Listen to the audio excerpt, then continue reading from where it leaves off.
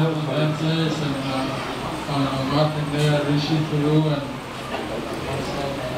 start of the second initiation.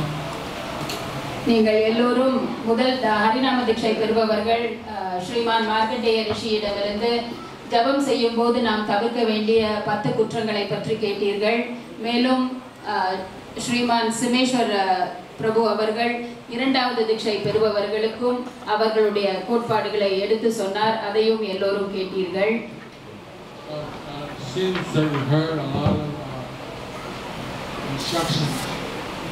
நீங்கள் எல்லோரும் நிறைய கோட்பாடுகளையும் இப்போது கேட்டுவிட்டீர்கள். நான் ஓரிரு வார்த்தைகள் மட்டுமே இப்பொழுது பேசுவேன். Today, I have been over a year, so there's a backlog of initiation.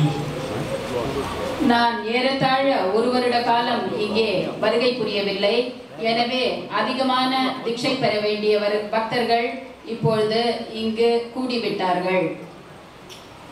So that's why today it's a big ceremony. எனவே தான் இன்று இங்கு ஒரு பெரிய வைபவமாக இது நடத்தப்படுகின்றது. Second initiates, first initiates, shelter and time. நாம் இரண்டாவது தீட்சை பெறுபவர்கள், ஹரிநாம தீட்சை பெறுபவர்கள், குரு மகாராஜரிடமிருந்து அடைக்கலம் பெறுபவர்கள், மேலும் குரு மகாராஜை குருவாக ஏற்றுக்கொள்ளும் நபர்கள் என்று 4 விதமான பக்தர்கள் இங்கு கூடியிருக்கின்றார்கள்.